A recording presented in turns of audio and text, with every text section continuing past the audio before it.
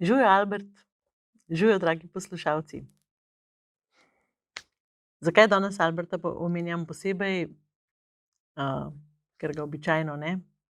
Zato, ker je danes najina 35. obletnica poroke in sem v stiku s tem, z najinim odnosom, z najino bližino, z najino navezanostjo, z najinimi zgodbami, ki niso bile tako lepe, odtujenostjo, prepiri, velike jeze.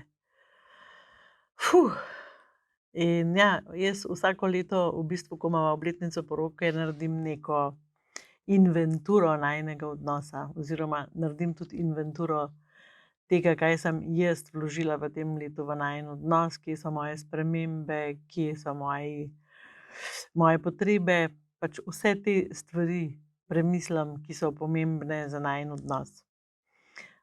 Seveda bova imela danes dan skupaj in bova kaj skupaj počela, ker to vsako leto delava. Ampak kar je pomembno je, ali pa kar želim z vami deliti, je v bistvu, kaj je tisto, ki se skriva pod tem, kar skozi govorimo, da moramo biti povezani, da pač se da naučiti reševati konflikte, da je navezanost pomembna stvar, a ne. Pač ta občutek varnosti v odnosu, to, da smo ranljivi in da znamo to ranljivost v partnerskem odnosu deliti. To je nekaj najtežjega v bistvu, kar partnerski odnos nekako potrebuje, in tega nas niso učili.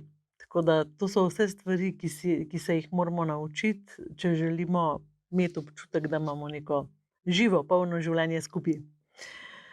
Ja, veste, da se je nama zgodilo zelo, zelo veliko enih zgodb, enih stvari, da je bil najin odnos verjetno zelo podoben vašemu.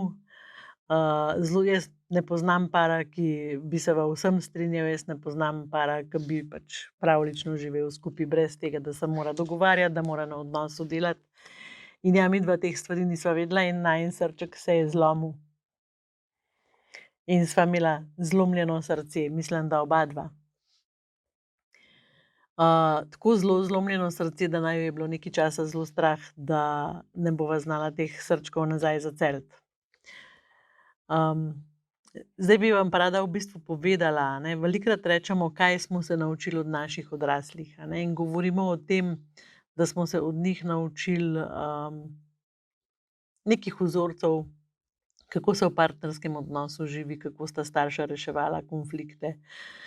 Ne vem, če sem pa že kdaj omenila, da je še ena stvar zelo pomembna, ki jo nismo toliko zelo gledali, ampak smo jo čutili kot otroci. To pa je v bistvu to dejstvo, ali sta bila oče in mama na voljo drug za drugega. A sem tukaj zate? Ta občutek varnosti, ta občutek, da nekam pripadam, ta čustvena navezanost. Tisti občutek, a veste, da imate vedno nekje nekoga, ki je tam za vas. Ne glede na to, a sta pač skupaj za mizo ali ne. In to je nekaj najtežjega, zaradi tega, ker to zelo velikokrat povezujemo s posesivnostjo. To zelo velikokrat povezujemo z nekim nezdravim odnosom. Rada bi vam povedala, da občutek, da nekam pripadamo, je bazični, osnovni občutek, ki ga človek rabi, in to je tako, kot rabimo kisik, da ga dihamo. In s tem nič ni narobe. Ker ko mi izgubimo ta občutek, da nekam pripadamo, postanemo prestrašeni in postanemo panični, ker imamo tista, ne, nikogar ni tam zame. In tukaj je pa bolj pomembno, kakšen model smo mi dobili, ko smo bili majhni, te navezanosti. A je bila to varna navezanost, a so bili starši nam na voljo, a smo mogli skozi iskati pa težiti pa za njimi hoditi pa iskati to, loviti v bistvu to bližino. A je bilo tega preveč, da smo bili vsi zadušeni in nas je bilo groza. Iz teh treh modelov v bistvu mi razvijamo v partnerskem odnosu neko novo navezanost. In običajno se s partnerjem dobimo tako, da te navezanosti niso enake. Jaz sem bila tista, ki sem rinila za Albertom, ki sem hotela več, ki me je bilo strah, da me bo zapustil. Albert je bil tisti, ki je pač rabil več prostora okrog sebe. O tem sem že veliko govorila, tako da se zdaj ne bom ponavljala, ampak kar je res, res pomembno je, da se vprašate, a ste na voljo vašemu partnerju, oziroma še eno vprašanje mogoče, ki je majčkeno težje. Kaj bi vaš partner rekel, če bi ga vprašali, a ste mu na voljo? Kako bi vam odgovoril?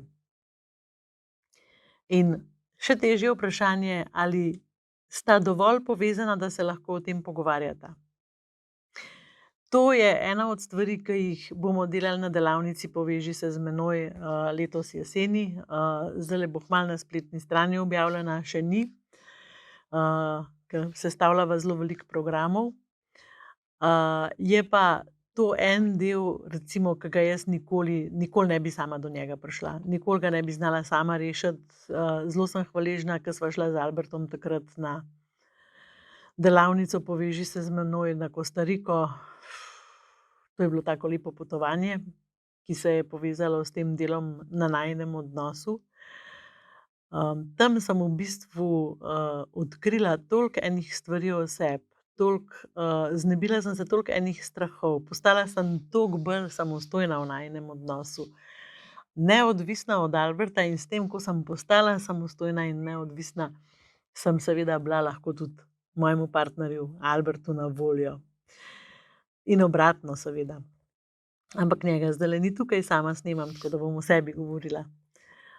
Ampak absolutno, ja, jaz imam večino časa občutek, da je Albert meni na voljo, da se lahko naslonim, so pa seveda še kakšni detajli v odnosu za popraviti. Recimo, ena velika želja, ki jo imam in se tudi z njo ukvarjam ves čas, to se pravi, jaz pri sebi. Zakaj mi je to tako pomembno, po drugi strani pa, a bi se to dalo spremeniti? Albert recimo ni preveč tehničen tip in on nikoli nima telefona pri sebi. Mislim, nikoli, skoraj nikoli, redko kdaj, zelo redko kdaj. In potem se zgodi, da ga jaz, ne vem, želim slišati ali pa da ga kdaj rabim in ga ne morem, ga kličem in on ne dvigne. In takrat me vrže stira to, tako se počutim, kot ena mala punčka, ki je sama na tem svetu, ki nima nobenega, da bi se na njega naslonila. In to je moj delež, to je moj dramatični delež. Zakaj toliko dramatiziram? In to zdaj že kar nekaj časa raziskujem. Tako da upam, da bom prišla do cilja. In vem, veliko vas si zdajle misli, pa zakaj pa pač Albert preprosto ne skrbi za to, da ima telefon pri sebi, pa je. Jaz tudi tako mislim, ampak ni tako preprosto, pač ni tako preprosto. To, njegov delež je en delež, drug delež je pa, zakaj za vraga jaz iz tega delam tako dramo. In pač sebi delam dramo in sebi škodujem in zmer, ko se pa dobiva itak, še odnosu škodujem. Tako da ta del je moj in ga moram jaz raziskati sama. Albertov delež je pa njegov in ga mora on raziskati sam in tudi on mora seveda o njem govoriti. Tako da zelo pomembne stvari, ki so nekako temelj tega, da imamo mi lahko dolgoleten odnos, ki je povezan in kvaliteten, v katerem se večino časa počutimo dobro, je to, da znamo biti prisotni v odnosu, da znamo biti partnerju na voljo, da ga znamo poslušati, ampak ne tako poslušati, da si mi prevajamo v naši glavi, kaj je on rekel, ampak tako, da dejansko slišimo, kaj je on rekel, da znamo do tega, kar je povedal, razviti empatijo. To pomeni, da znamo sprejeti to, da imam jaz takšno mnenje, moj partner pa drugačno, da se jaz tako počutim, on se pa počuti drugače, da je meni nekaj pomembno, njemu pa nekaj drugega, s tem je vse okej. S tem ni nič narobe. To pač tako je. To so stvari, ki so odzmeraj tako bile. In zmeraj so rekli potrpi, ampak ni res, ni treba potrpeti.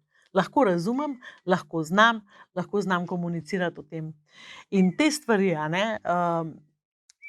še ena zelo pomembna stvar, da spoštujemo partnerjeve bolečine in jih znamo poslušati In kadar on deli neko svojo stisko z nami, da mu ne dajemo nasvetov, da mu ne rečemo, saj je logično, da se tako počutiš, da mu ne rečemo, o ti bogi, bogi, ampak da samo slišimo in da smo tam za njega, da smo varno pristanišče, kamor on lahko svojo bolečino položi, ker takrat, ko jo bo lahko odložil, jo bo lahko tudi začel zdraviti.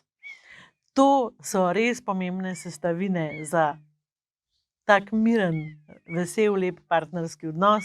Veliko sem že govorila o igrivosti, veliko sem že govorila o obredih, ampak igrivost in obredi to so površinske stvari. Spodaj pod tem se pa skriva naš čustveni svet, kjer se mi povezujemo, kjer si dajemo občutek, da pripadamo drugemu in da smo na voljo drugemu. Tukaj sem zate. In to pomeni, da na tak način lahko zacelimo naše srce, tudi če je bilo kdaj zlomljeno. Jaz v to verjamem, zato ker imam tako izkušnjo in vas vabim tudi, oziroma vam rečem, tisti, ki imate zlomljeno srce, lahko ga zacelite, ni vam treba biti žalostni, ni vam treba trpeti celo življenje. Zdaj nama pa čestitam, za najino 35. obletnico poroke. Ko sem bila majhna, so se mi zdeli ti ljudje toliko stari. No, zdaj sem jaz tukaj in se ne počutim staro. Počutim se prav tako hvaležno, zadovoljno, svežo. Veselim se današnjega dneva. Res se ga veselim tako srčno in pojma nimam, kaj me čaka, ker nič nisva načrtovala. V bistvu, jaz sem imela ene take nore sanje, ki jih ne bom povedala, zato ker jih bom enkrat uresničila. Ampak letos se mi žal ni izšlo. Večino prijateljev je mislila, da sem nora. Sama trenutno tega nisem zmogla speljati, ampak zdaj bom pa tako naredila, da naslednje let bova pa lahko sama to speljala in boste videli to norost. Jaz se toliko veselim in verjamem v to, da za vsake sanje pride čas, da se enkrat uresničijo. Čau!